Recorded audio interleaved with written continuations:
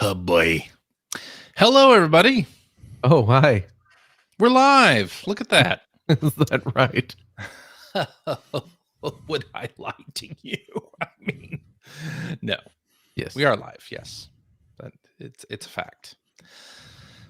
Hello and welcome to episode number 893 of the Play On podcast for Tuesday, January 9th, 2024. There you go. I'm your host, Chris Johnston. With me, as always, from Canada is Mr. Greg Seward. Yellow. How's it going, sir? Not bad. We're in the middle of a snowstorm, Oh, really? Damn. so we got that to look forward to. Oh, dear. Yeah. I hear the Seattle area is going to get some of that next weekend. I doubt it's the same Yeah. storm, but yes. It's not the same storm. It's a different storm Right. that will probably be in your area, Greg, in another 2 weeks. Anyway, Maybe. joining me from the great state of Washington, Mr. Philip Theobald. Hello. Hi there. How you doing? Fine. Yeah? Fine? Fine. Okay. How are you? How's your new year? You ready to bust out into the new year? Well, I mean, I spent New Year's Day putting my cat to sleep. Oh. So, not the best start. What happened? What happened, Well, Phil? Our cat got very, very sick. Oh. Like a week before. Like in that kind of week Oh. between Christmas and New Year, our cat was not feeling great. Yeah. And we took her to the vet, and they were like, "Oh, okay, there seems to be a few things possibly wrong. Let's bring her back for some more tests later on." Yeah. And then New Year's Day, she was having a lot of trouble breathing, Oh. and we took her to the emergency vet, and it was very much a we should probably do this situation. So 2024 is off to a fantastic start.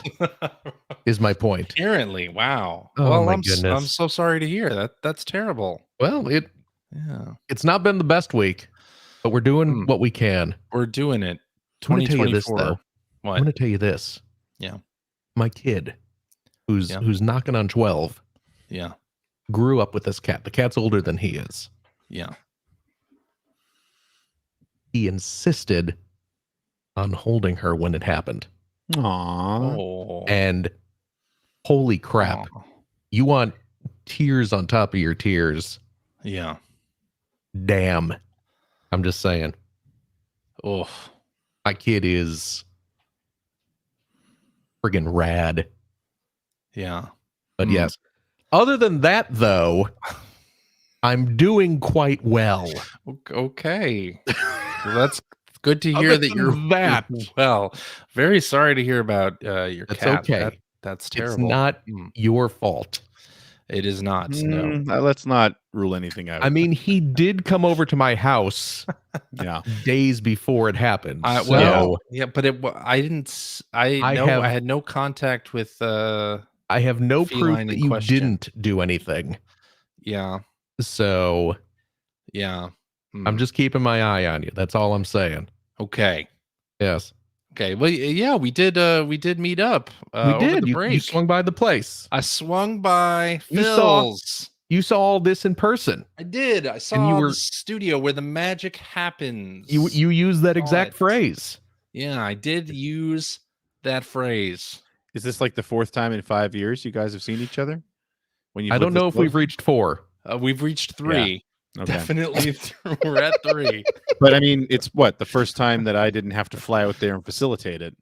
No. No, The One of second those times, I went up to CJ's place. you did, Right. and then you went to my daughter's birthday party. That's Well, true. Finn went to my Without daughter's even, birthday Yeah, party. Finn went to telling the CJ daughter's he was gonna birthday. go.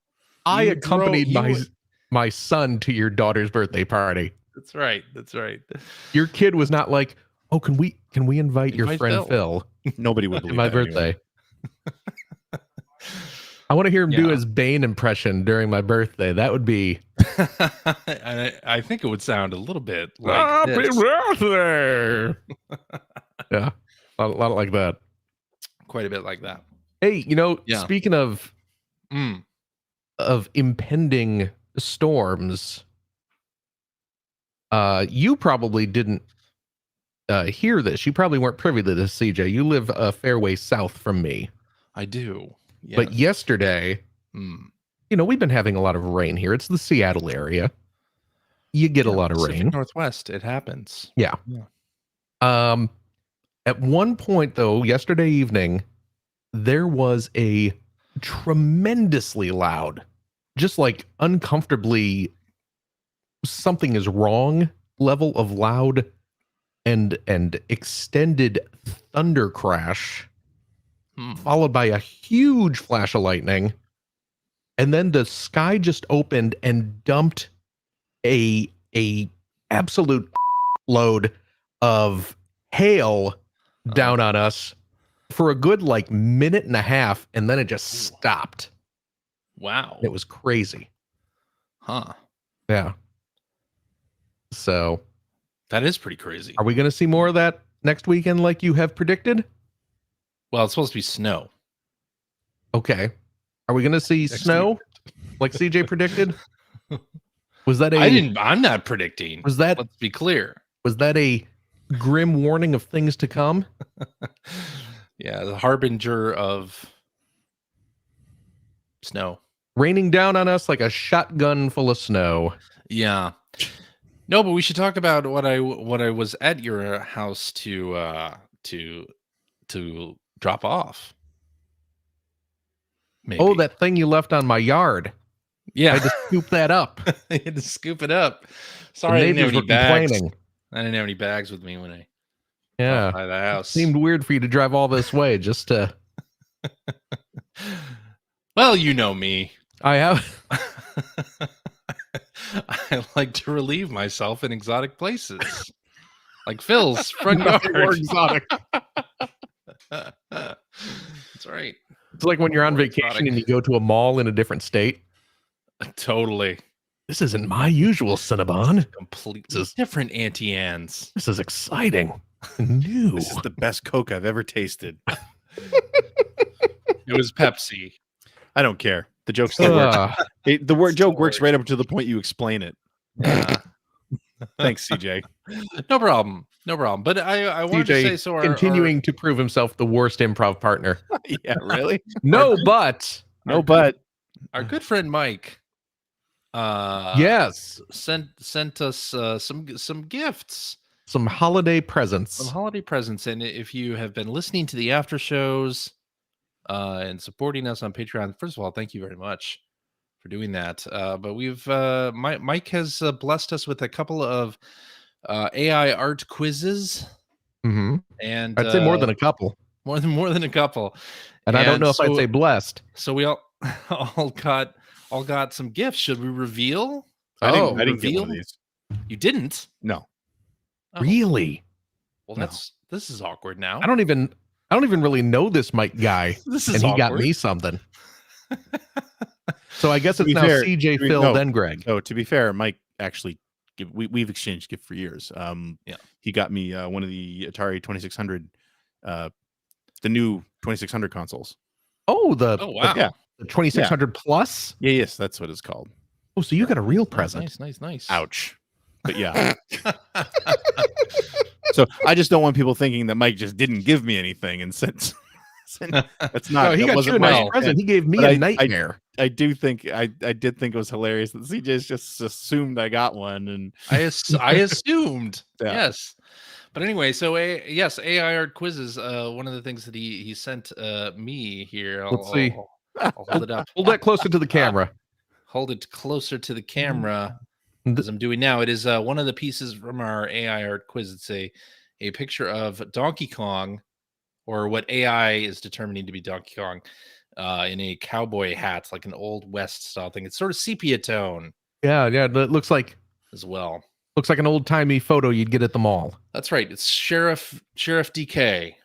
Now, was that right representing Donkey Kong Country? It may have been, or it might have been Donkey Kong 64. I don't know which one. Yeah, if I remember correctly, the category was games in an old West style or something like that. Right. Yeah. Okay. Was that the one that were games that we had reviewed? Could be. Possibly. Yeah, possibly. But Well, anyway. I got here a this is a turtle? A frog? A reasonable facsimile. Yeah. You can A see toad? my Battletoad. Go XLR You can. in the reflection there. That's where the real magic happens. He's wearing a beret. Mm-hmm. Oh, now you can see us in the reflection. Whoa. Look at that. Wave, CJ. We can see you. Hi. Here you Hello, are. magic Reflected. of the internet. Okay. And Greg's giving us the old double deuce. And he's my frog turtle creature is wearing a beret. Yeah. Holding a shotgun. Uh-huh. Or an AI approximation. Sure. And I don't. Oh, look. I guess maybe this is supposed to be a Ninja Turtle. He's got a belt. He's got like a Ninja Turtle-y belt. Yeah. On. I don't remember what game this was. I'm assuming we guessed Battletoads. I would assume. Yeah. But I also have a feeling that might have been incorrect. I don't remember. I barely remember what we talked about 10 minutes ago. True. Much less however many weeks ago this AI quiz was. But this is horrible and beautiful, and thank you, Mike. Yes, it's awful. Thank you to Mike. I love it. I happen to know that there was a little bit more to CJ's gift. There was. That I think you were doing us a disservice if you don't show us. There was. Well, should I show it? Yes. You absolutely should. Don't even announce it. Give the people who are watching YouTube a chance to react before you. Okay, I'll be right back. Yeah, I don't know what this is. Yeah, I know. It's the anticipation. Hope it doesn't kill you. Well, I already got a copy of Anticipation. It's worth the wait. Yeah, I know you did. Our lovely listeners gifted me a sealed copy of Anticipation for NES years ago. It was beautiful. Yeah. All right, I'm back. Okay, I returned. Right. Let Phil. CJ did not tell me anything about hold this. Hold it up and let Phil read it. Okay. I will let Phil read it. Yeah. Oh wait, I've seen this. I know what this is. Yes, it's a copy of Home Decorating for Dummies. CJ did tell me about this. Oh, okay, I didn't think I had forgotten though. Yeah. But with hardware as well? Yeah. And with a collection of wall anchors and hooks and screws, yes, to hang up his pile of crap in the background. You'll notice it's been 3 weeks and nothing. Yeah, and that hasn't been opened. Yeah. Well, I will give you a status update right now and reveal exclusively on this podcast that I visited a framing shop this past week. Because you need more frames to pile up in the. I was going to say that I'm going to increase the size of the pile. Yeah. I had a couple things that were in poster rolls that had not yet been framed. And I love poster rolls, especially at night. Frame those up. And so, yeah, there will be some new artwork coming in behind me here. Pile with the old artwork in the weeks to come. Yeah, it'll be in that pile right there. So yeah, that'll be good. I feel like the pile is bigger than the wall space you have back there, so that's what I'm concerned about. It isn't. Since you put the amiibo shelf up. No, okay. It isn't, but you will notice that the Lego Pac-Man is coming along quite well here. That is now out of the box, and 11 of the 14 bags have been built. Okay, there you go. So progress is it's happening. Yes. Mm-hmm. Yeah, I'm very excited about the pieces that I'm getting framed as well, and I had not gone into the poster tube that I had rescued from the storage unit. They did not take the tube, thankfully, and found another couple things that I didn't realize or remember I had. Oh, so that was good. You remember the Mr. Show live show that we went to back in 2002? I do. Hooray for America. Hooray for America. I have a poster, a Hooray for America poster. Cool. That Phil, you probably have that as well. I do. Mine has been framed for years. For years. Mine has not been framed ever. I think I got a frame for it shortly after I saw the show. Probably. And got the frame. That sounds correct. And got the poster, I mean. And we saw that show, if I remember correctly, very shortly after we initially moved to San Francisco, yes? That's right. It was 2002. It was fall of 2002. It was right 2002. after. Right after. So give CJ 20 plus years and he will get a frame. 22 years. Yeah. Yeah. I also found a poster that I had from E3. Yeah, this had to have been early. This was early 2000s. Okay. Our good friend Ronnie Yu. Do you remember Ronnie? Yep. Oh my! Of course I remember Ronnie. Who could forget Ronnie? She's just an amazing sweetheart. The late Ronnie. Wonderful. Yu, yeah. Unfortunately, she wonderful she Ronnie. Yeah. But she was working the Atlas booth at E3. And this was before the Persona series was very popular in the US. It was, one of those niche titles. And she was doing PR work for Atlas. And I ran into her at the booth and she's like, "Hey, CJ, we have the Persona team here. I really need somebody to interview them." this happened a few times with Ronnie, with a couple of other game personalities. But so I interviewed the Persona team, and then they gave me a poster of like this really, really cool Persona Shin Megami Tensei Nocturne Maniacs poster. Anyway, nice. And signed by Kazama Kaneko. I think that's his name. Kazuma Kaneko. And so I have a signed Persona poster that I didn't know I had, and in super good condition. So I'm gonna get that frame too. Probably. Nice. But anyway, very excited. Very, very excited. Good. Yeah. But the best thing is I have a Dragon Slayer poster that is movie size. It's a movie poster that's signed by Don Bluth and the team. Rick Dyer, yeah, the team that did Dragon Slayer. So a lot of people don't remember that Rick Dyer actually designed that game. Yeah. It's always called a Don Bluth game. Don Bluth didn't make the game. No, his studio animated the game. He did the animation, but that was Rick Dyer's baby. Yeah, totally. Did you get that?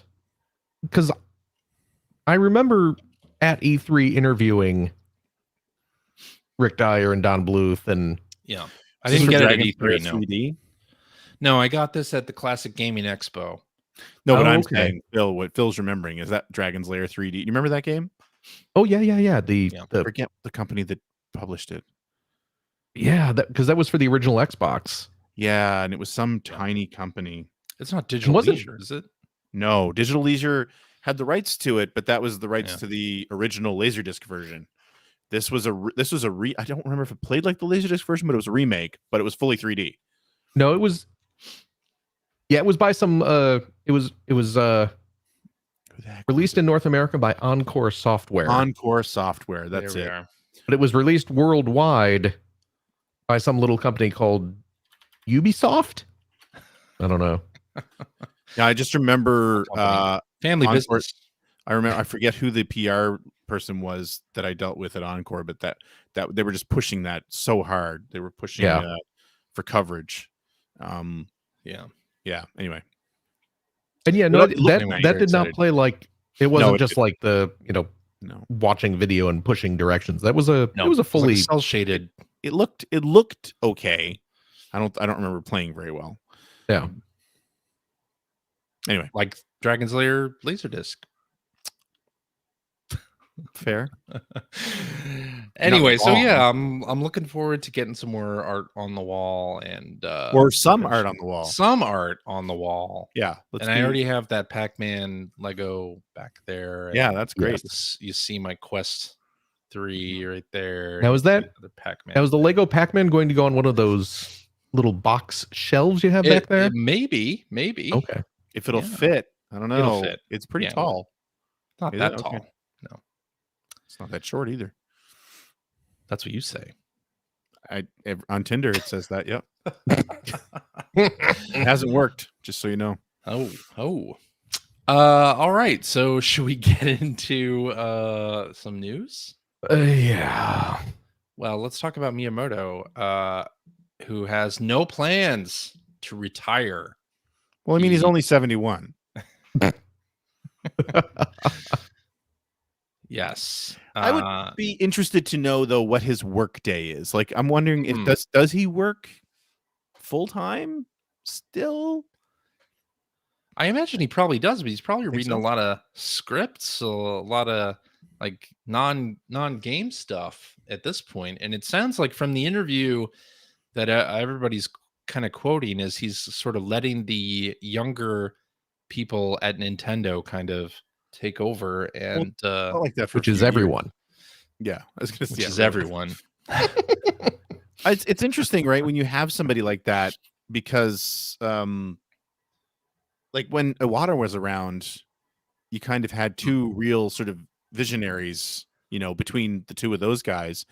And of course, with Iwata gone, yeah, I mean, when Miyamoto, if and when he ever did retire or does retire, or God forbid, passes away, because he's 71, it's going to leave a huge gap, huge hole there. But I mean, it feels like he's been sort of handing off the baton carefully for the last few years anyway. Right. Yeah, and in those running development at this point, in those interviews, so they kind of do a making of interview. Usually, it's not quite the quality of Iwata Asks, but they do interviews with the teams who make games like Pikmin 4 and Mario Wonder and Tears of the Kingdom and stuff. And sometimes Miyamoto is in on those, but very peripherally. Like he'll make a few comments during the interview, but it's mainly the other folks talking. So, right, like I've sort of assumed that his role internally has become very similar to what we heard his role was with studios like Retro and the team that makes the Luigi's Mansion games now, where it's more feedback, more consultation based. He's not designing things from the ground up or anything like that, and he's not taking credit for it either. So it's not like a Studio Ghibli situation where still trying to be the creative force. That's interesting, and he's more so thinking about the day I fall over. Not me, CJ. That was Miyamoto. Talking. Like I said, he's 71. So 71. Good times, man. This has been a depressing opening. It has been. Here's a little bit of better news. So Willis Gibson, 13 years old, needs to go outside. The first person to hardly a life goal. NES Tetris. I thought this was a great story. An absolutely great story. Of course. And there's a video of him actually finishing the game. I'm always amazed by, it's the same reason why Awesome Games Done Quick is so cool. Because I don't pay attention to the speedrunning community or the video game. The only attention I pay to video game records or anything is the ongoing Billy Mitchell saga. But wait, is that still ongoing? Oh God, yeah. Oh no. Yeah. But anyway, and all the weirdos that surround him. But like it's always, because I looked over the article that you linked here in the show notes, and reading about how what do they call it, the rolling controller technique, the technique that sort of blew the doors off the high score the competition in that game a few years back. It's so cool. It's crazy to watch somebody do that too, right? Like it's just at a whole other level, and these people that dedicate their time to it, it's just so neat to watch, and for games that are so old, right? Completely. And you love seeing a youngster enjoy a retro game too. Like, I don't know about you guys, my daughter does not want to play anything. No, my kids are the same. Yeah. But it's cool that we're us oldsters whose reflexes are not what they once were. Speak for yourself. See. Joke's on you. My reflexes were never good. To see somebody beat NES Tetris instead of like a tool assisted speed run type thing, to see an actual human do it is awesome. Yeah, I love it. Yeah, the rolling technique, if you have not seen that, Google it, check it out. It's crazy to watch. It's awesome. But yeah, I mean, that's how I play. that's not how I play. I couldn't do it. I Really? don't think I could do it. It takes a little practice, but once you get used to it. Oh, why don't you demonstrate on camera here? Well, I don't have my controller nearby, so I'd have to get up I don't and believe that. go to the other room. Yeah, You know. I see. So okay, well, I just don't want to embarrass you guys. Another with time. my skills. Yeah, and did you see this? Stern Pinball is introducing a new table based upon the 1975 Steven Spielberg film Jaws. So is this a new physical table or is it a virtual thing? It's physical, yes. Cool. Oh. Who knew Stern Pinball was still around? Well, they've made a couple other I don't know. I don't pay attention. since, but they have a couple interesting videos up on YouTube of just the kind of a run through of the table that look nice. So yeah, I hope it comes to virtual screens at some point, and then I'll play it because I probably won't be playing the physical version anytime soon. But that's pretty cool. It is cool. It looks great. This isn't the first time Jaws has been made into a pinball game, right? I don't know. Okay. Why? Yeah. Look who you're asking. I expect you to know. Oh, but anyway, yeah, the physical version, you can get the Pro Edition. I refuse to believe there's never been a Jaws pinball game. Sorry. About an MSRP of $7K, and then a premium set at $9,700 and a limited edition at $13K. So, yeah. Anyway, that's the news. It's kind of slim pickings around this time. Hey, you know what? Before we move on, yeah, as far as news goes, I watched the Super Mario Brothers movie. Oh, finally? Yeah. Okay. Oh, the I thought you'd seen it before. No, you were the last of us to see it. The Illumination one, or yeah. Oh, yeah, not the live action one. Well, I mean, I saw that back when. Not the good one. The good one. Let's not go crazy. Wow. What'd you think? I thought it was really cute. Yeah, personally, I enjoyed it. I had fun with it. It is cute. It's a cute movie. It's a cute movie. And the amount of references they jammed into it was impressive. Yeah, the Punch Out pizza place or whatever. I spent so much of my time, and I'm sure my youngest really didn't give a damn, but so much of my time pointing things out while we were watching it. We watched it on New Year's Eve because it was just her and I at home on New Year's Eve. My two oldest were out, so it was fun to sit and watch Mario. And I also saw the Gran Turismo movie. This past week. What'd you think of that? I know a lot of people are waiting for your review. Really? Movie. Yes. Well, it's a racing game movie. Yeah. You're a racing game guy. True. It was okay. It had moments. It had some really good moments. It had some tearful moments. So there was some good drama in it. Mm-hmm. David Harbour's character wasn't nearly as obnoxious as he was in the trailers, which was nice. Okay. It kind of followed because it is based on an actual driver who won the GT Academy, right?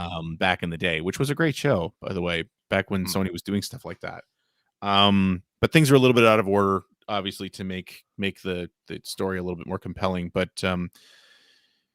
for me, the biggest thing was being a big racing nerd.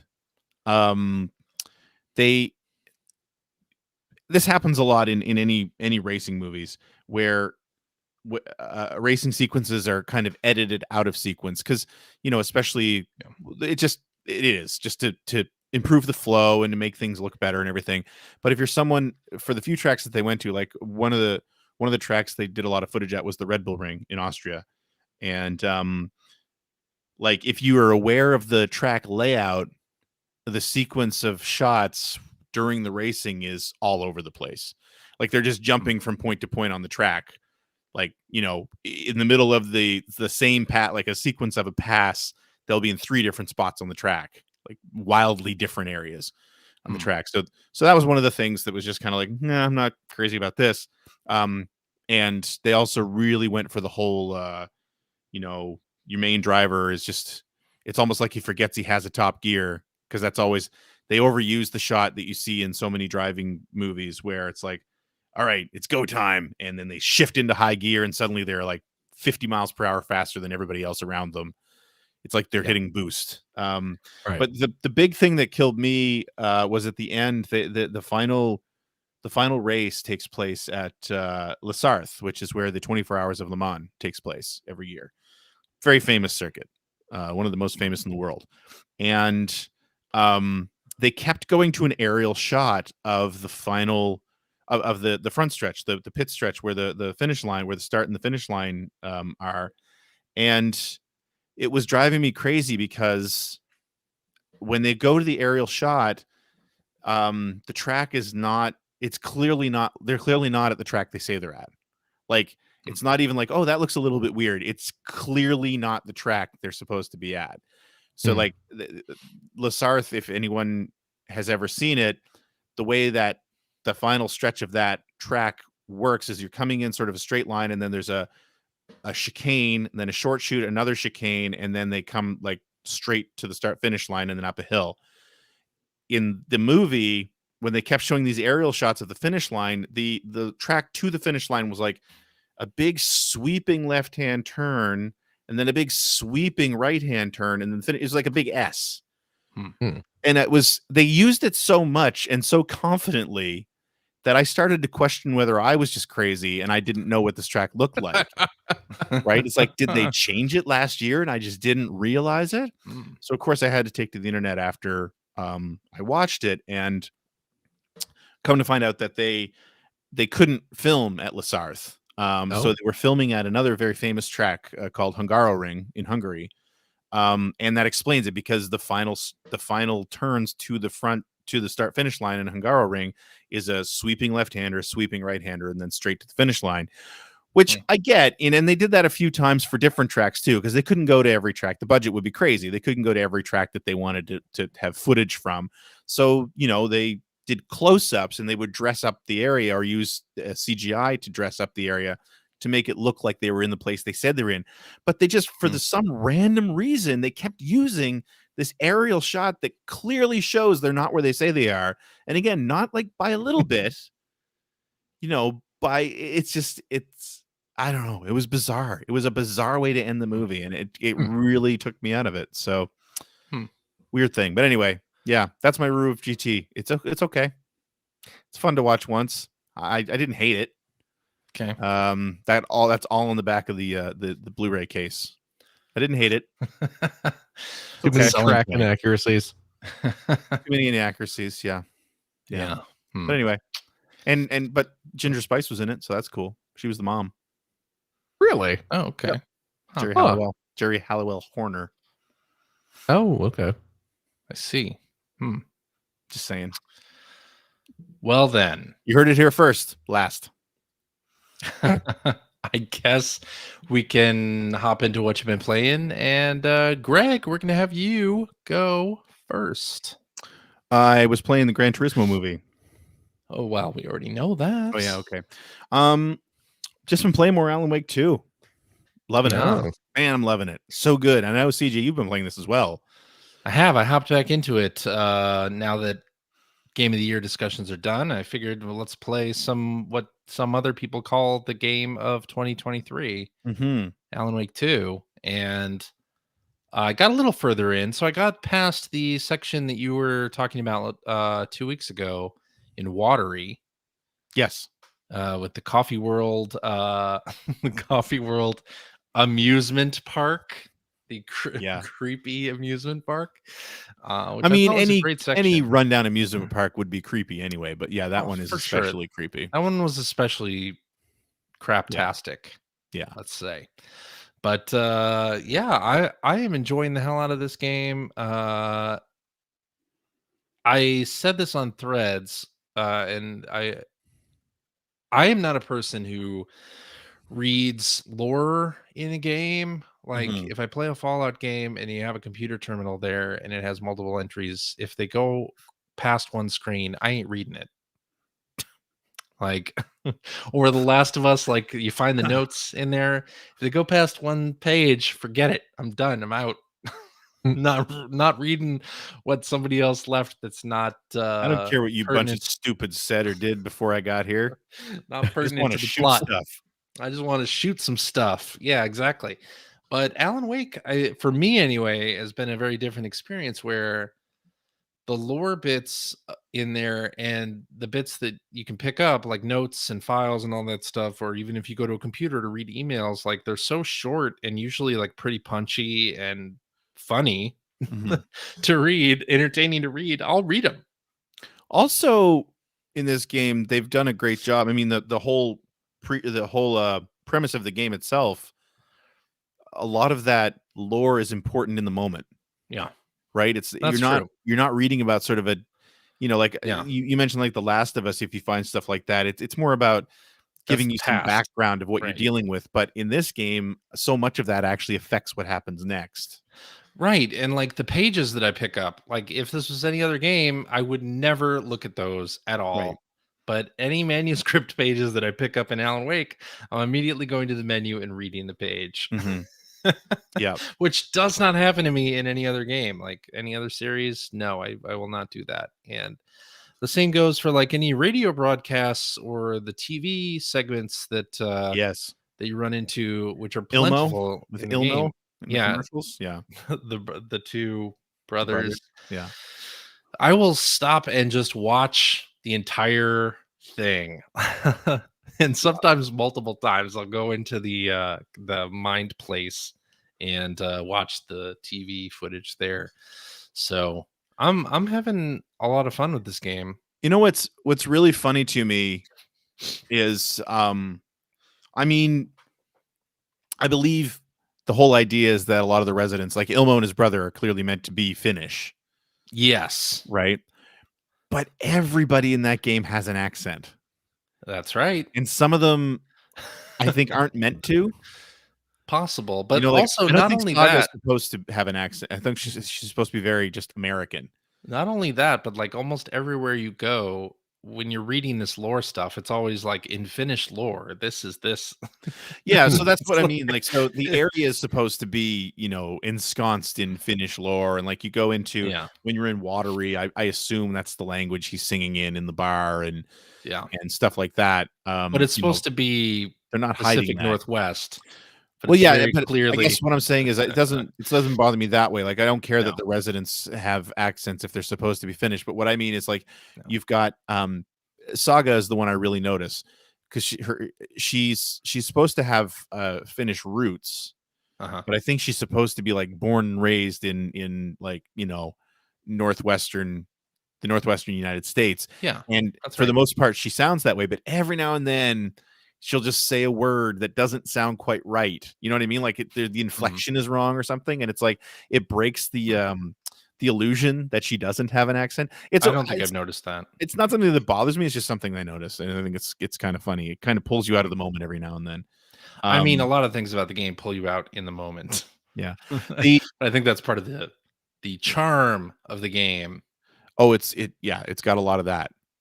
For sure. The world feels very lived in, which I love. Even when there aren't very many people around. Right. Yeah. And like the people kind of come off as statues a lot because you can't really talk to a lot of them. A lot of them will say things as you approach them, but overall, like they're just kind of in the background.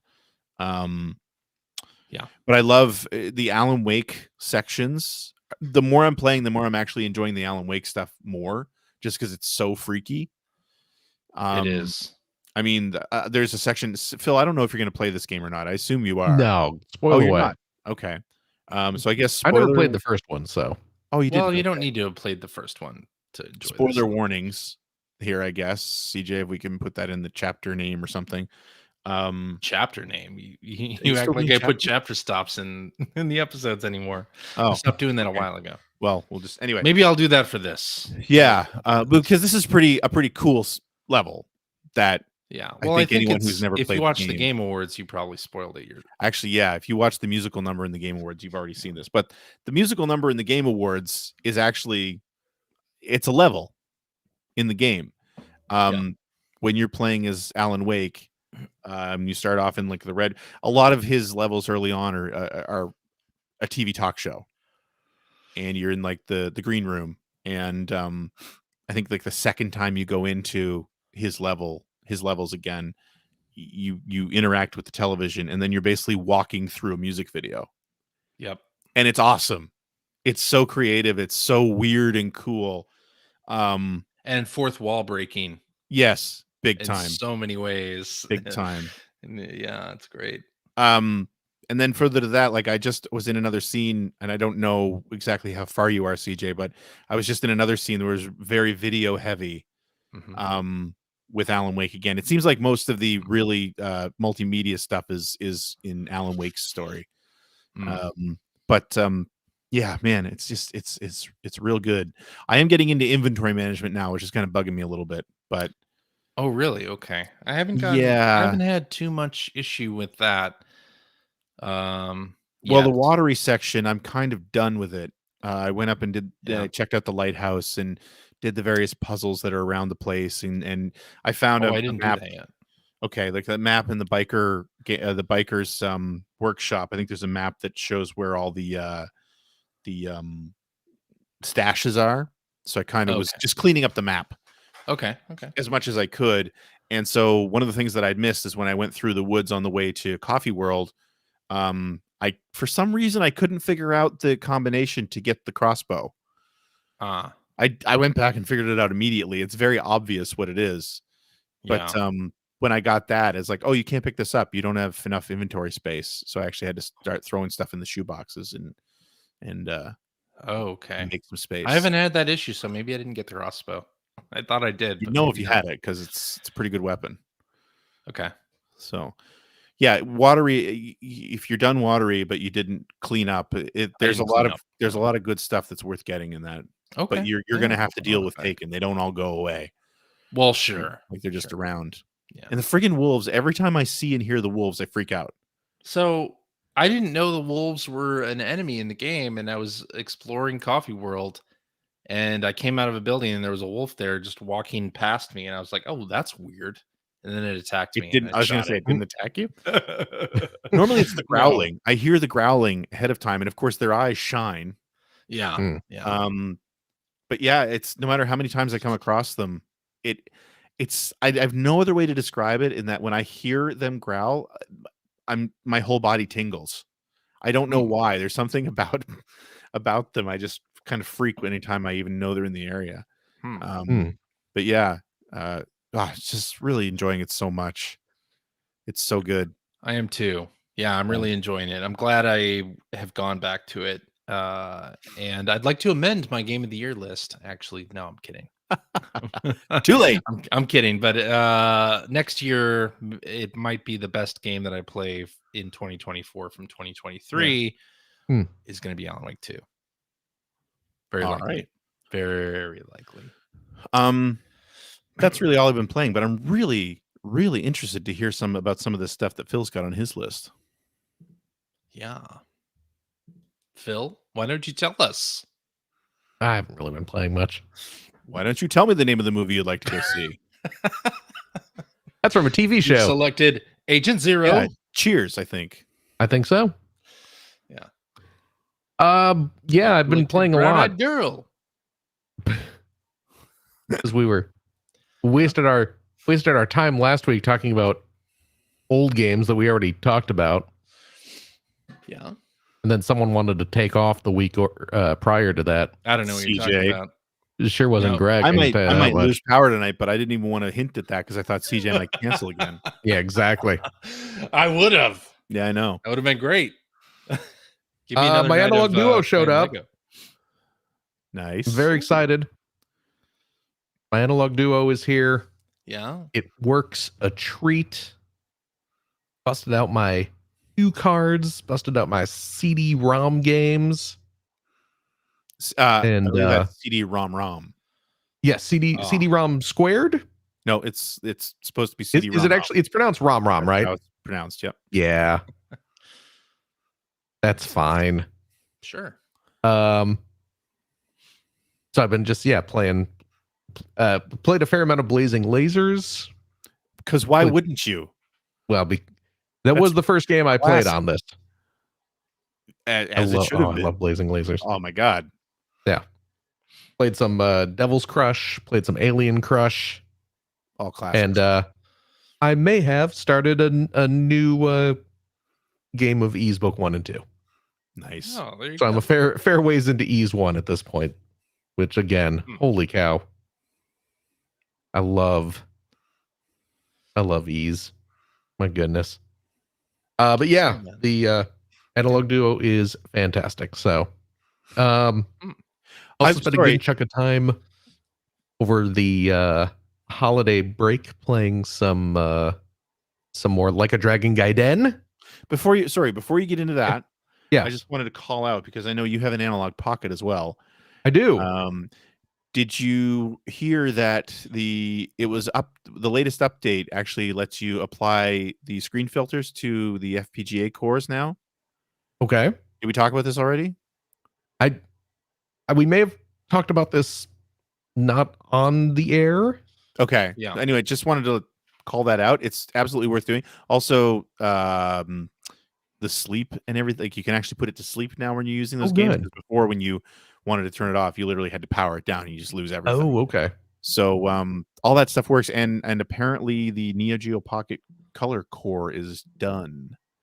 Okay. I think it's available for Patreon subscribers of the guy who did it. I forget his name.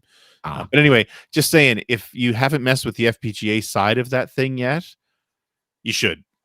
And I have not. There are some updaters that literally make it as easy as double clicking on an EXE on your SD card, which I will send you after the show because I think you'll really appreciate them. Okay. Just saying. Sorry. But yeah, I haven't messed with any of that stuff. Yeah. But now's the time. But yeah, I'm playing more Like a Dragon Gaiden, which I know you guys aren't playing. But no, I still got to play Yakuza 2. I'm having so you have a little ways to go. I love me the Yakuza games. I don't know if I've ever actually finished one because they are so involved. Here's the thing about the Yakuza / Like a Dragon games, though. I can sit down, I can put aside like 2 or 3 hours a night and just play it straight through for those few hours. And then when I'm done, I don't feel like I've made any progress. It's like you run around, beat up some dudes for like 10 minutes, and then you trigger like a 20-minute cutscene, and then you run around and beat up dudes for like another 5 minutes, and then you trigger like a 10-minute cutscene. So you and that's your night. That's it. That's just it, right? I love it, but it can be a little daunting just because it really, I feel like I have to carve out a big chunk of time if I want to actually make any sort of progress in that game. But I am making some progress, and that's good. You mean ready? I'm for having a very good time with it. But if we want to talk about stuff that I'm assuming Greg is more interested in, wait, you didn't answer my question. You getting ready for infinite wealth? You ready? I didn't hear that question. Wealth for like 20 years. Okay. I mean, Like a Dragon, infinite wealth. Right. The Yakuza game.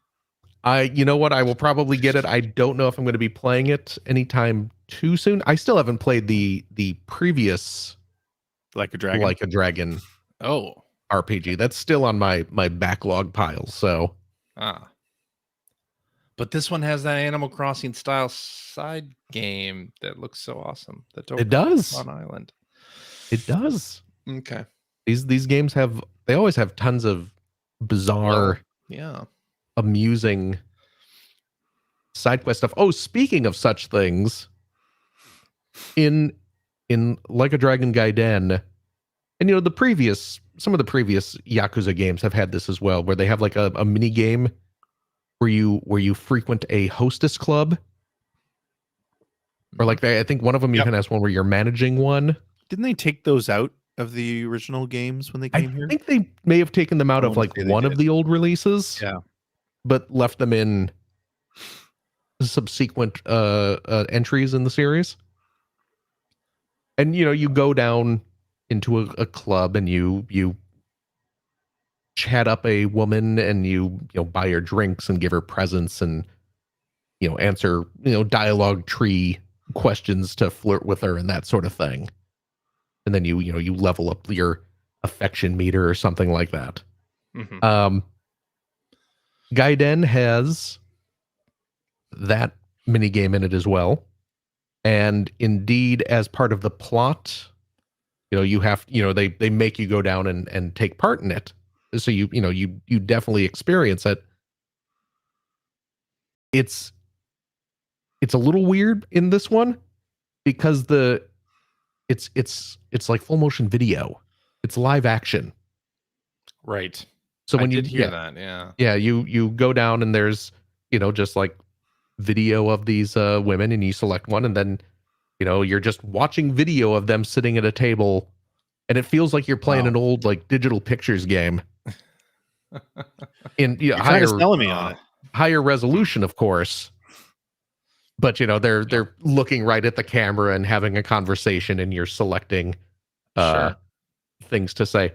And it's really weird. It's a little weird.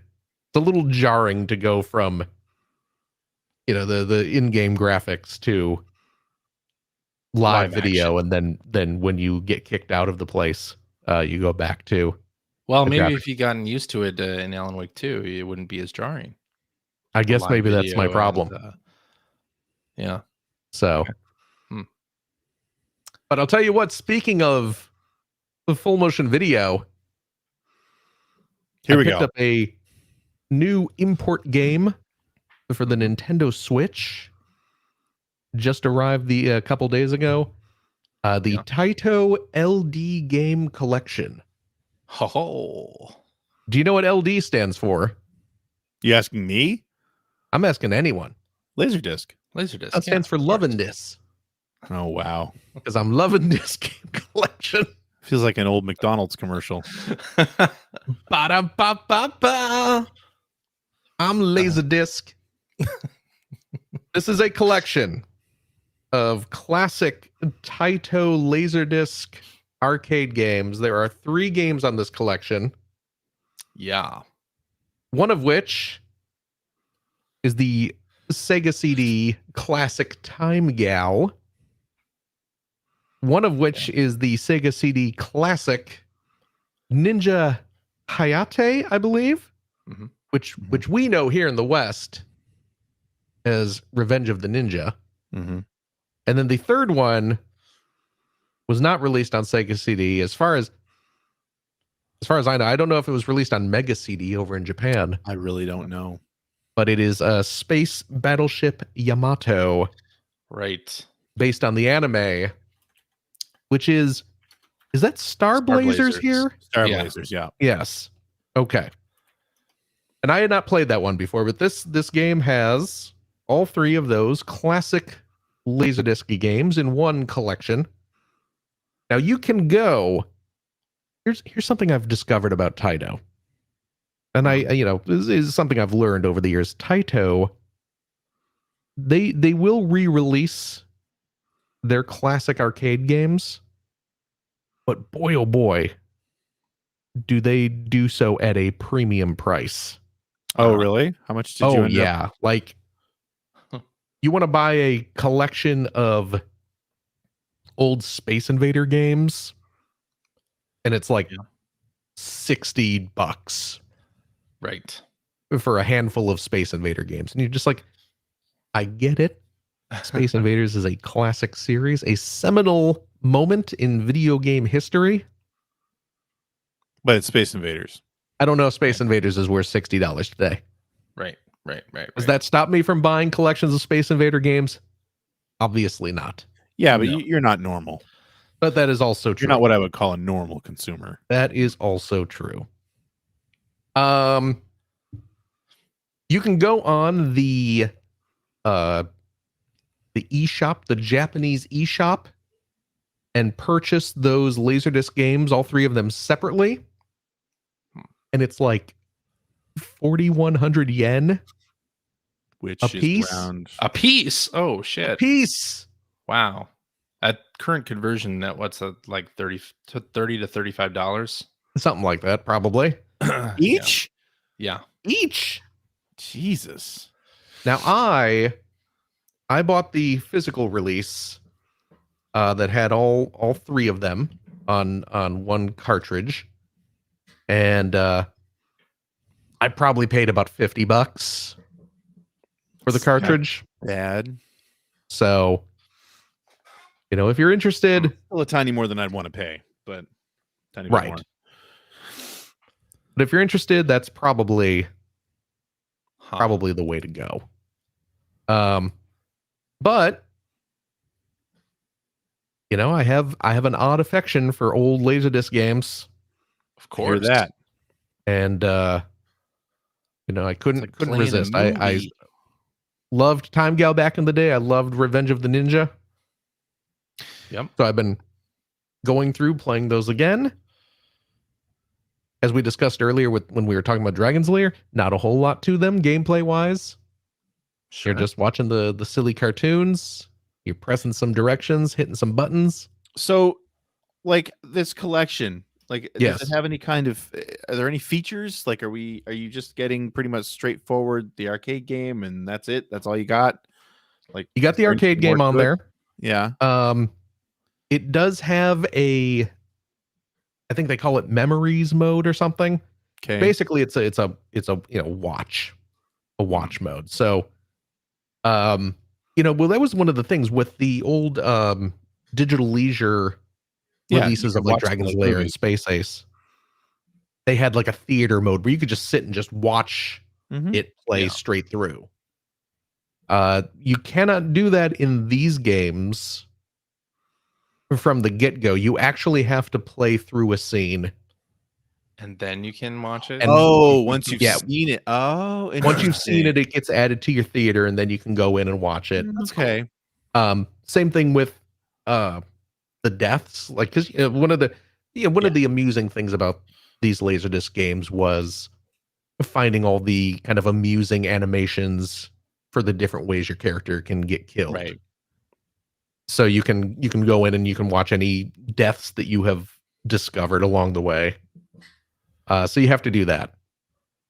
But yeah, and then you can, they have, you can give yourself change the number of lives you have and adjust the difficulty and stuff like that. Standard kind of video game option things. But, if you're looking for like behind the scenes type stuff, no, there's nothing like that. I wasn't necessarily thinking that, but I was just curious, like what kind of features. Yeah. The basically the kind of the memories mode is the most exciting bit of that, is just being able to watch the animation without having to do the inputs.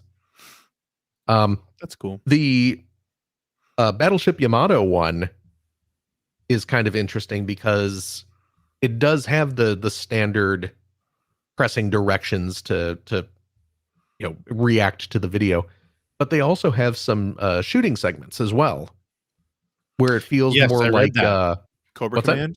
Yeah, exactly. Cobra Command. Yeah.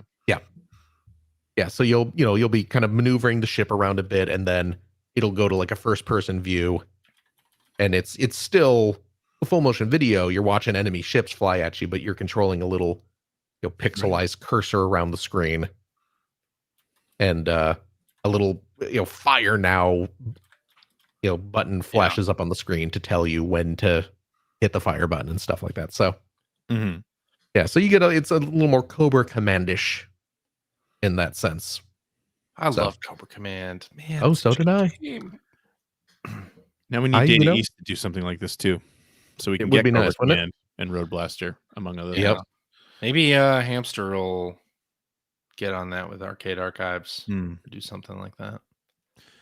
Well, funny, I'm waiting for Newman Athletics. CJ. on that. Waiting. What?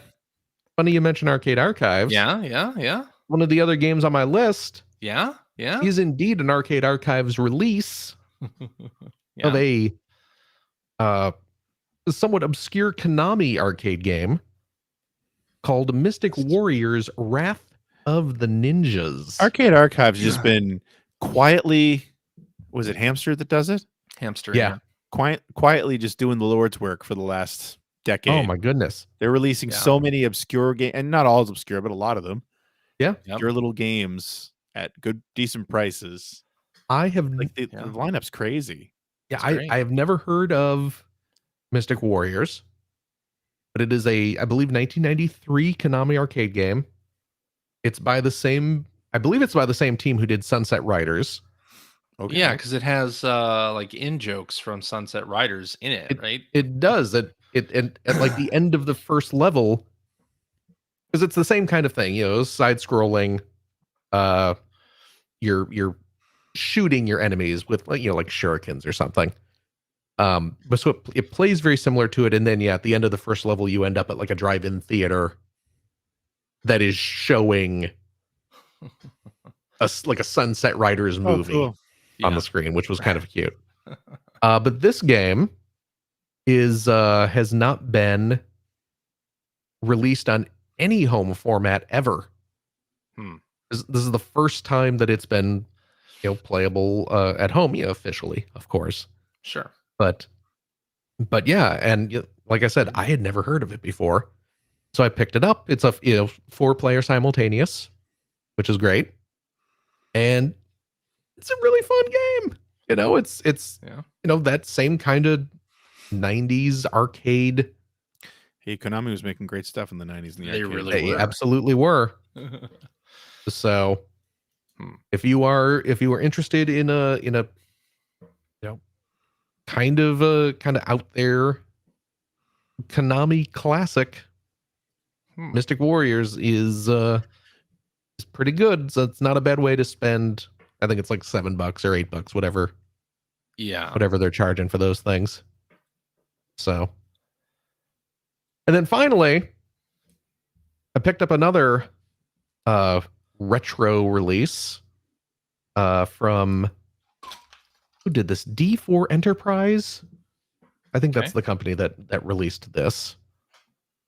They have a series of retro game releases that they refer to as Egg Console. It's their Egg Console series.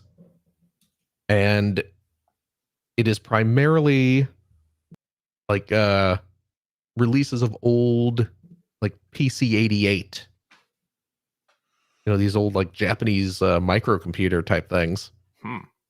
And there's a handful of releases of them out now, like on Switch. I don't know if they're on the other systems or not yet.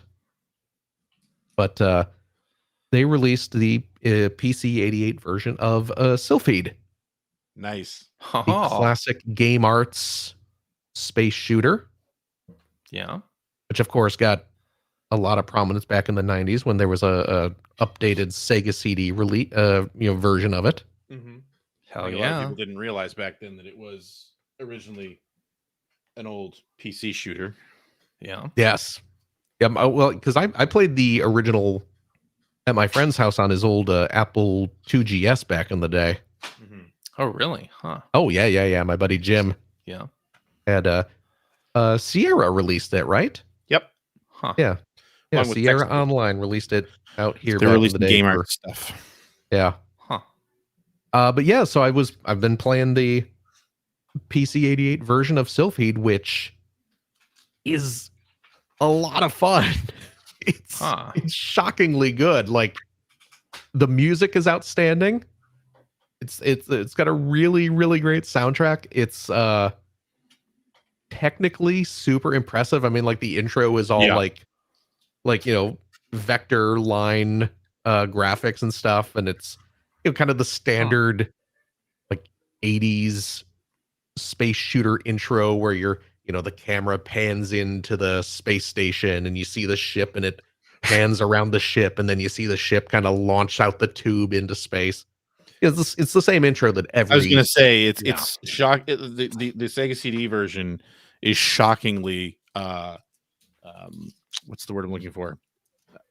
The same. I'm trying to clean up a spill here. Yeah, it's very, very similar. Greg just got that excited about Sylphid, everyone. Did. Yep. Yeah. I'm not gonna say what I spilled, but it's everywhere. Made a mess. Uh-oh. It says somebody's made a mess. Oh geez. Oh, Greg is gone. The mess must be spreading. But apparently. But yeah, I saw that. And this just came out a couple weeks ago on the old Switch. Okay. But yeah, it is great. Awesome. I'm actually, and the quality of the release is quite good. Again, not a lot of like extra stuff. Yeah. But just in terms of bringing again, kind of obscure. I mean, certainly obscure here in the US. You don't see a lot of PC-88 representation here these days. True.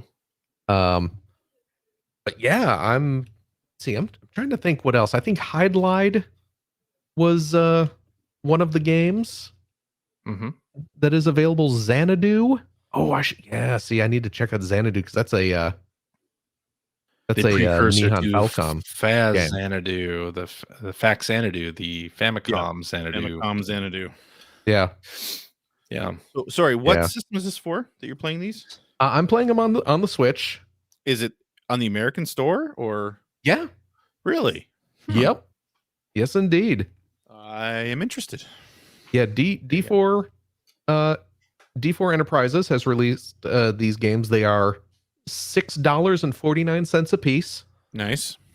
Yeah, price. So far we've got Sylphid, Hydlide, Xanadu, Thexter, and something called Relics, which that is one that I am not familiar with. Yeah, Thexter is kind of like a it's a side-scrolling platform shooter. Yeah, it's almost kind of like Turrican. You know what it's exactly like? What's that? If you ever played Alicia Dragoon, which was a Game Arts game on the Genesis, and you play Thexter, you realize that that's just Thexter. Oh, is it really? Well, her attacks are exactly the same. So the whole thing with Thexter is when you fire, it's a homing laser that just dances around the different enemies. That's exactly how Alicia Dragoon's attacks were in the Genesis game. So yeah, but I think Dexter, I can't remember I don't think you could transform. I don't know, but it's just a side-scrolling shooter, basically, like a platforming shooter. Yeah, it's pretty neat.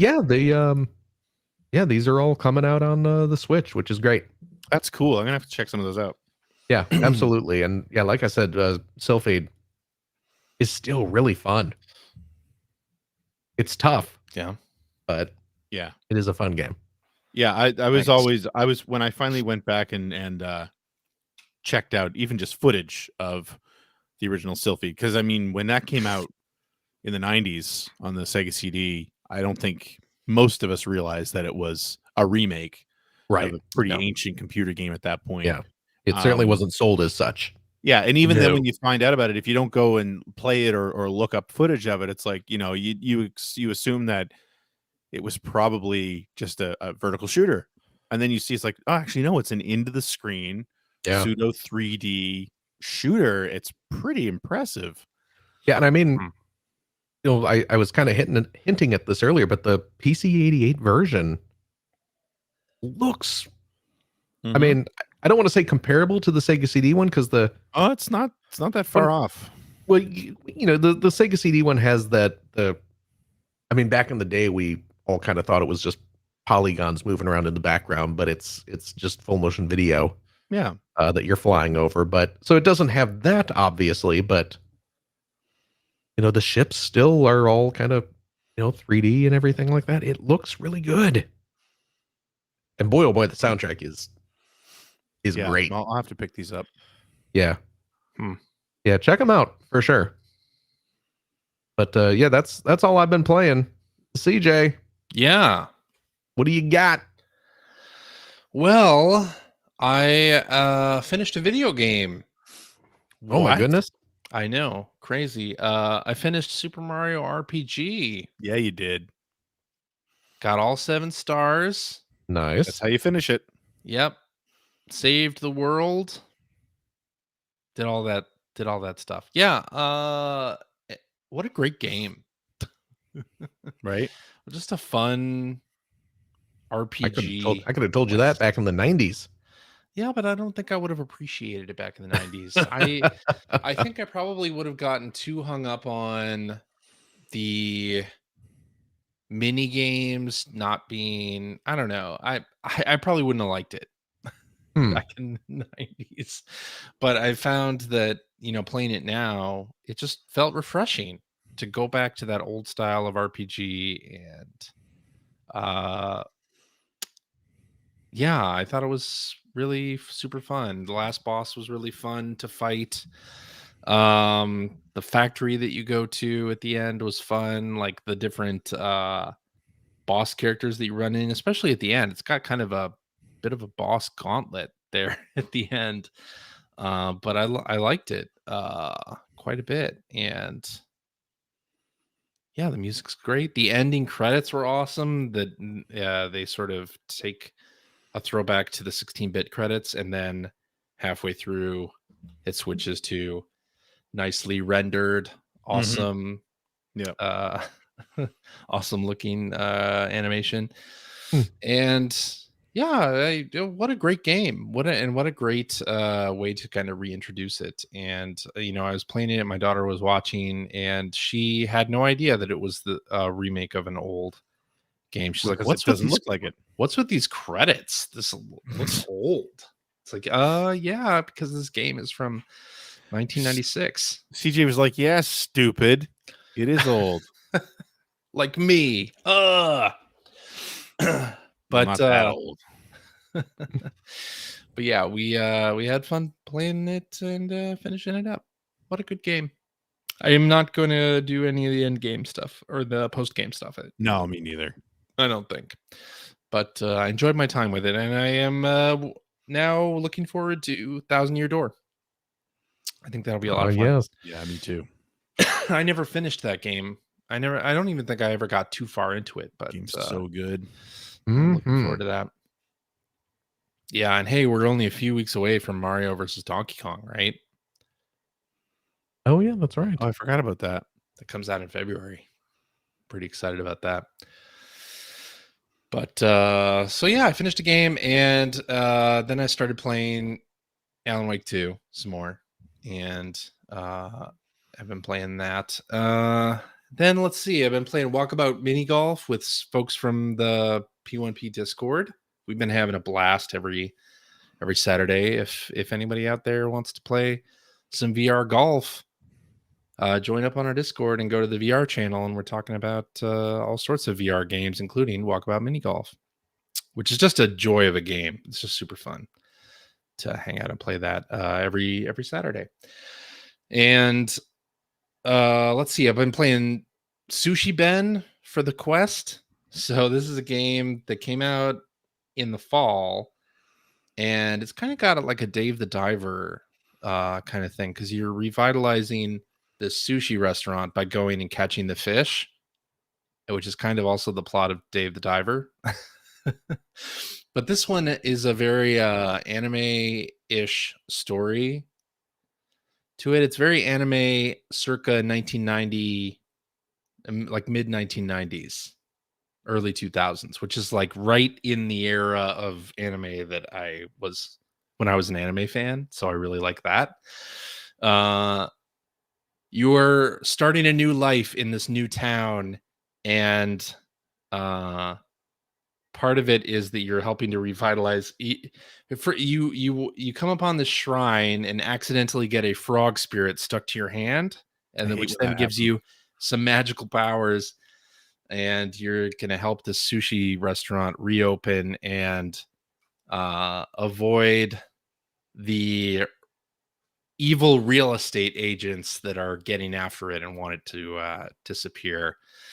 And it's presented in kind of a manga-esque style, like a lot of like text boxes and image boxes will show up with character expressions and things. And it's just a super fun, lighthearted anime romp. And I like it for that. And it was on sale during the holiday sale, so I picked it up. But its main sort of claim to fame is that it's written by the guy who did Hatoful Boyfriend. Oh, okay. It's got a bit of a pedigree there. And then it's the pigeon dating game, right? The pigeon dating game. Yeah. Yes. And then the studio that made the game is SMG, who also did Moving Out, and they did shit. No, I can't remember. I'm glad I'm not the only one who can't remember anything. They've done a bunch of really awesomely Death Squared. That's right, Death Squared, which is a puzzle game and really, really fun. But they've done a lot of like really fun games, and the visual style of this is just really cute and fun and lighthearted, and all the dialogue is in Japanese, and it's just a great time. Anyway, cool, nice. Yeah, I'm not too far into it, but I'm curious on how it'll develop. I'm headed out to do my first fishing trip for the sushi restaurant, and that'll be fun. What else have I been playing? A lot of games that involve the fishing lately. What was another game that was it Dredge? Isn't Dave that the Diver and Dredge? They're fishing in Dredge. Dredge, yeah, is fishing, supernatural fishing, yeah. Okay. With some eldritch horror stuff, yeah. Right. That's a really fun game too. I need to get back to that game. But I also played the Trial of Immortals of Avium. You ever heard of Immortals of Avium? I've heard of it. I most certainly have not. Well, don't feel bad, Phil. Nobody else has either. I just said I did.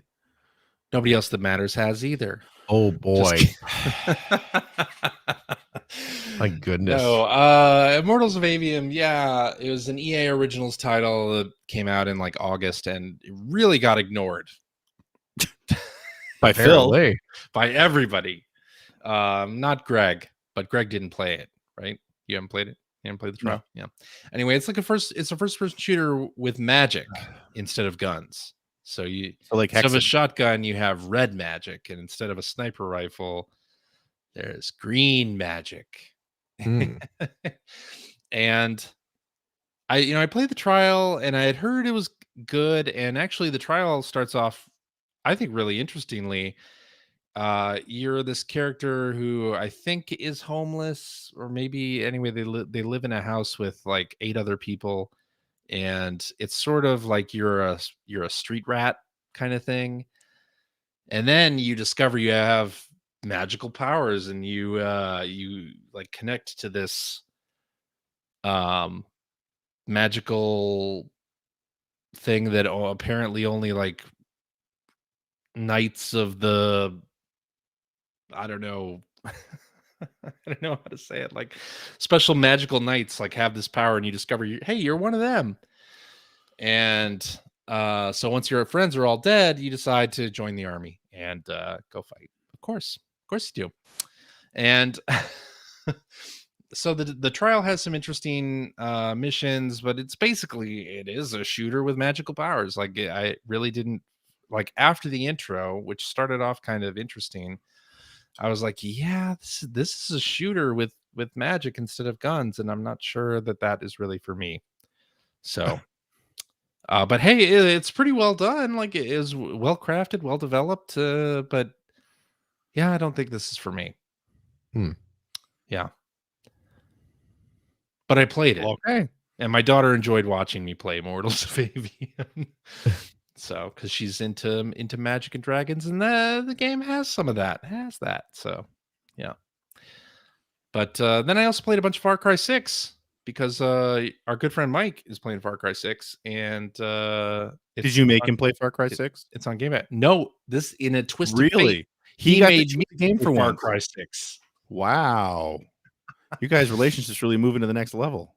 I know. Yeah. So I played Far Cry 6 and had a lot of fun driving into tanks and immediately dying. And don't let me drive in a co-op shooter. That's just a good rule of thumb. Because I'll definitely crash into things and I'll definitely set off explosives. I'll accidentally throw a grenade when I didn't mean to. There's a reason we used to call you escape bonus in Burnout.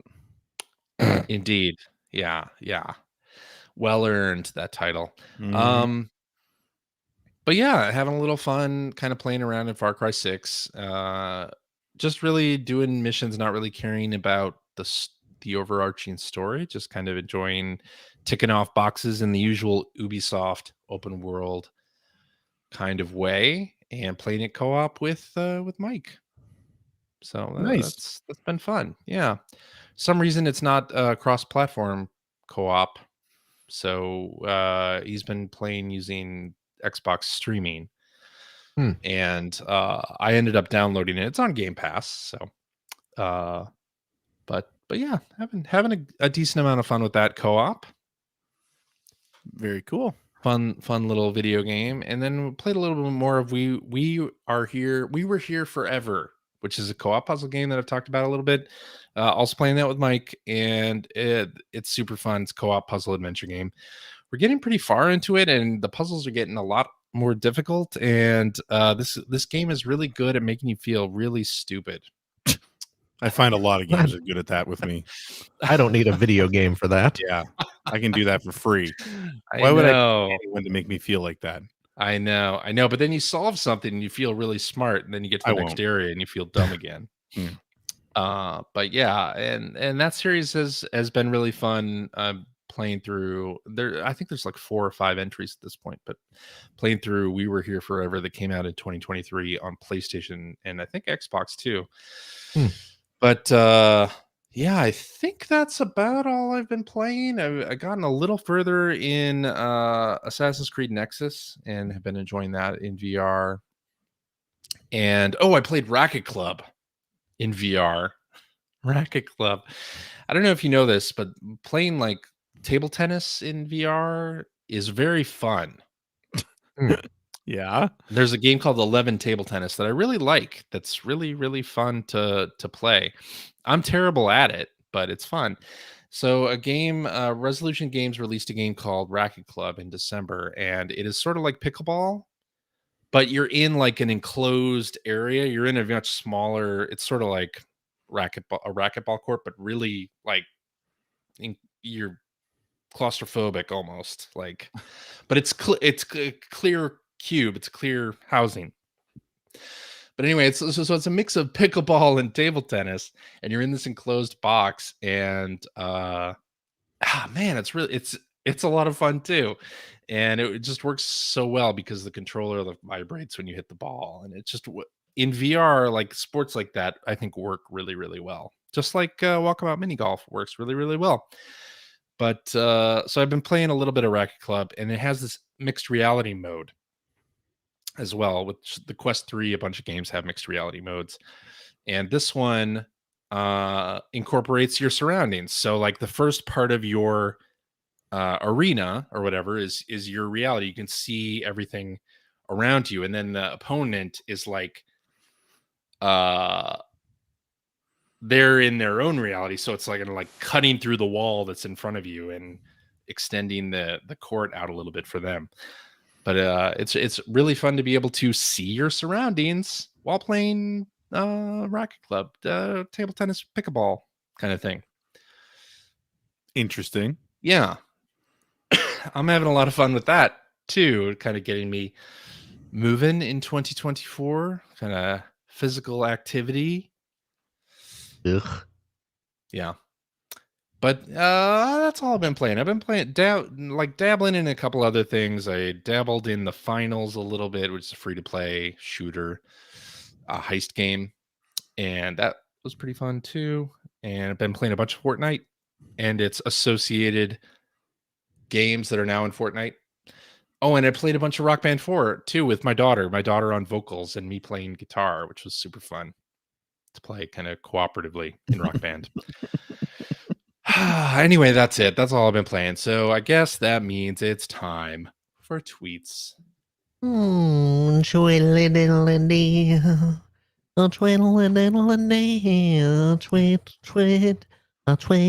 Tweet.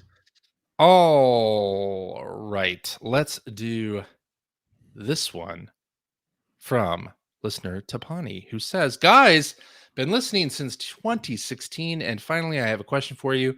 In Finland, we don't have hot mustard sauce for chicken McNuggets. We only have cheddar, chili mayo, curry, sweet and sour, McFeast, garlic, and barbecue. Which one of these we only have? That's I know there's like 7. There's 7 different. I'm gonna move. You know, I've been playing Alan Wake 2. It's almost like you're moving to Finland. Pretty much ready to move to Finland at this point. I think I would really like Finland based just the environment of Alan Wake 2. I like the Pacific Northwest. Anyway, so which one of those do we consider to be canon? What is McFeast? I'm wondering what McFeast is. What sort of I don't know. I mean, it's that. I mean, we have barbecue sauce, of course. Of course. Was there another one that we had? Is garlic and barbecue one thing, or is it 2? I would imagine 2 different kinds. I would imagine there's a garlic sauce and then a barbecue sauce. Yeah. I think you're right. I think you're probably right. Were there any others that we have here? Any others that we have here? I don't know. Cheddar? We don't have cheddar, do we? No, we don't have cheddar. Sweet and sour. We have sweet and sour, right? We do, I believe so. I don't think any of the others we have. We have sweet and sour and barbecue. Those are the only 2. Yeah. That I think are ones we have. Curry would be fun. Curry sounds amazing. Probably. Yeah. Chili mayo. No, I'm not a mayo guy. Mayo guy? I like mayo. I'm the only one in my Apparently family McFeast is a vegan sauce. Oh, really? Oh, really? Huh. I can't quite see what it is. It's best not to question. It looks kind of like it must be a mayonnaise-based thing. Ooh. Okay. Yeah. I think the curry that'd be my choice out of this. That's definitely the one that stood out. Yeah. Because I like me a curry. I'm looking at the McFeast and it just looks like mayo. Yeah. Yeah, it does. But I like a chipotle mayo. That's good. Chipotle sounds good. Like a chili mayo. I'd probably go curry though. Yeah. I'm sorry you don't have the hot mustard though. Yeah. I've still never eaten the hot mustard sauce. I need to go get some McNuggets. And you do, because I don't think I've ever had that. The best. I see. Absolutely the best. Well, if we are ready to move along, let's do this one from Hacker Alias Mudron, who says everyone is doing their predictions episodes now. When does the new Switch hit? What's it called? How much does it cost? Will it be backwards compatible? What big game will it launch with? And will you be getting it? Who farted in here? I can answer that last one. We can always answer the last one. Well, of course. And it was all 3 of us. That's right. Simultaneously, as we do. In unison. Yes. Been practicing for 17 years. We've been podcasting together for so long that we've synced up. Yeah. Our fart cycles have synced up. Absolutely. That's awful. Years. All right. I think we will see the new Switch in 2024. It may be early 25. I don't know. What's it called? I think it'll be called the new Switch. I don't think it'll. Why complicate it? And they've already already done that with the 3DS and the DS, right? Exactly. New 3DS. So yeah, I think they'll do that again. How much will it cost? People are saying $400. And that might be true if they want to keep the Switch around, but I think $350 is still a nice entry place. I don't think it'll be as powerful as people are expecting. If it ever, like, once it materializes, I think with every Nintendo console, there's always a downside, right? It's always good that they're advancing in technology, but it's always not quite as far as you would want them to push it. Right. So I think they could probably hit a $350 point. If it's $400, I'll still buy it. I mean, of course. You're still going to buy it regardless. I'm going to buy it. Yeah, it doesn't matter what it is. Yeah. It could be $500. I'll buy it. There you go. Is it going to be backwards compatible? I think Nintendo would be absolutely crazy not to have it be backwards compatible. So I'm saying yes on that. And big game does it launch with? I don't think it'll launch with a big game, actually. I think it'll probably launch with let's see. A remake of Tomodachi Life or something like it'll be I don't know that it'll be necessarily be handled like the launch of a new console necessarily. But hopefully we get updates of older games that take advantage of the new hardware, because that would be awesome. Will I be getting it? Of course I will. What about y'all? You wanna this is one of those things. Depends on what it is. Because of where I work, you're not I absolutely will not be speculating on anything. Yeah, of course. Because although I genuinely know nothing about it, I am scared to death that one of my wild speculations would be true. And then I know. And then it looks like I revealed something. Mm-hmm. So, but I will say this. I will absolutely buy one. Of course I will. Yeah. Yeah. Probably. It almost doesn't matter how much it costs, because I'll definitely be buying it. I'm not going that far. It definitely matters how much it's going to cost. Well, yeah. It's a new Nintendo console. Of course I'll buy it. I remember when the Switch OLED was announced. Yeah, and I was a guest on that either. I was a guest on a Nintendo podcast, and all of the other hosts were like, I'm never going to buy a Switch OLED. No interest in a Switch OLED. Don't like it. We'll wait for the next Switch. All those MFers bought Switch OLEDs. Wow. Rude. And I knew they were gonna. Ugh. I knew they were gonna do it, and they did. My goodness. Of course they did. Who wouldn't want to Switch OLED? Come on. All right. Where are we? What are we doing? Podcasting? Yeah. Well, all right. You're in the great state of Washington. Let's do this. As am I. From Hacker Alias Insipid Ghost, who says, I finished Alan Wake 2 today and was very frustrated by its ending. Can you discuss a revered game you played and then soured on given its ending? Firewatch. Probably. Firewatch. Wow, you got that pretty fast. Yeah, I can see that. I loved Firewatch up until the ending, and then it just kind of fell apart for me. I'll tell you a revered game that I liked at the beginning. It didn't get ruined by the ending, but by I think it was about halfway through, I was done with it, and that was It Takes Two. Oh yeah.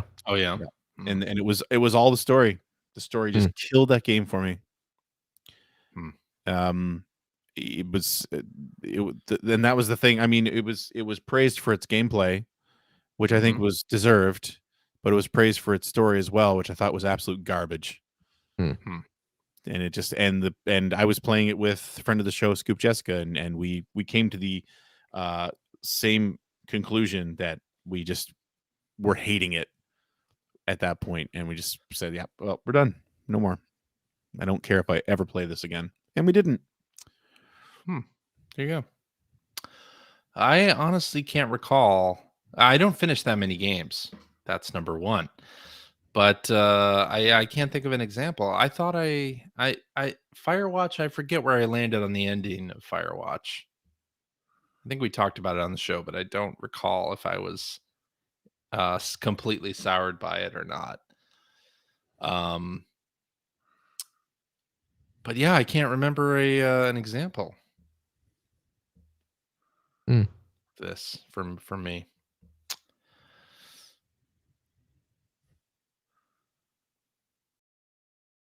Dead air. That's really helpful. And yeah.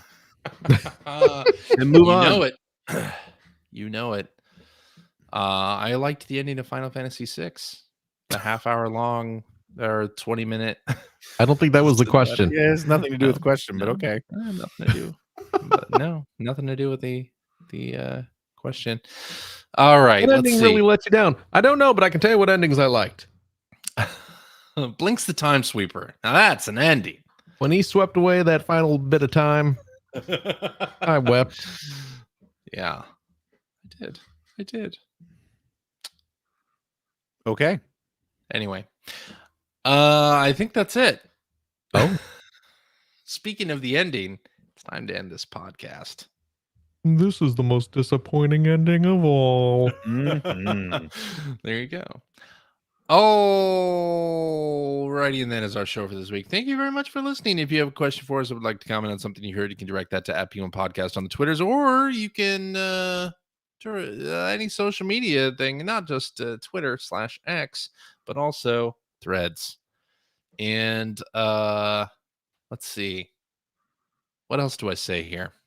Oh boy. We also have an internet website at Here the show falls player1podcast.com. apart.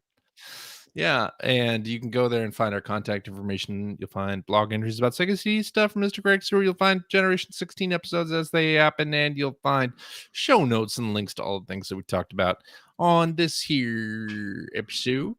And you can Anime Prospector coming out for his second Yeah, I pair. was gonna say what's happening there, Siege? Well, let me tell This you. here episode is This here episode, you will find a link to our Discord server. We can discuss this episode with us and our other listeners. well, Sushi Man got that anime look that I found so appealing. If you would like to subscribe to the Player One Podcast, you can do so by visiting player1podcast.com or by loading up your favorite podcast listening app. We're also on Spotify.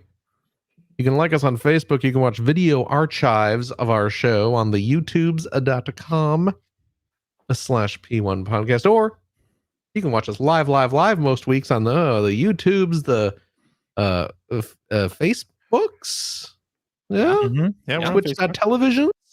Yeah. Tell you what, follow our many social media accounts to find out when we are doing our next live show. Typically, though, we do it every Sunday evening at 5:30 a specific time. So join us, won't you? And I'll tell you what, if you like what you've heard, and how could you, head over to patreon.com/P1 Podcast. Throw a few shekels our way. Let me tell you this, friends. I've been to frame shops. I've had some things framed, and it ain't cheap. Yep. And CJ, the guy who is in charge of our money, just made a mysterious run to a frame shop to get a whole lot of posters framed. No, only 3. Only 3 things. So, I went to a frame shop for the stuff I want to have, like a quality frame. Right. Frame shop. Someone who knows what they're doing, and then the rest of it I can just, Target or go to the craft store or something for. There you go. Yeah. All right. CJ probably won't actually use your money. But no, I won't. To pay for his frames. He knows for sure. No, definitely. I mean, we're gonna take his word for it. Yeah. And hope he's being an honest fella. I am. It's something that we have known him to be in the past. It's true. From time to time. From time to time. Occasionally. But your Patreon dollars do, of course, help keep our show streaming every week and all those costs that come from having a podcast that there are. So we do appreciate it, of course. But I'll tell you what, if you are a Patreon supporter of the $5 tier, cheap, you gain special access to a bonus episode. We record it right after this. Honestly. I mean, maybe not last week, but this week we certainly will. Yeah. We play games, crack wise, having fun, doing all the stuff we can't do on the regular show. CJ. Yeah. Doth we have a game this evening? Doth we do. Oh, doth it up. What do we got? It's going to be a review quiz based upon the January 1999 issue of Legendary Gaming Monthly Magazine. All right. Okay. Yeah. Let's see how that goes. I don't know, because it should be exciting. I didn't actually look at the magazine beforehand, so I'm going to be reading this off the cuff. Oh, good. So it'll be. No. Oh, that's always It'll be real fun. That's always something surprising. Yeah, maybe I'll forget to blank something out. Who knows? Yeah. You gotta listen and find out. Well, please tune in for that. And I'll tell you what, if you have a couple bucks left over, head over to patreon.com/Greg Seward to help support Greg's outstanding, and it is outstanding, web series about North America's favorite runner-up of the Sega Genesis.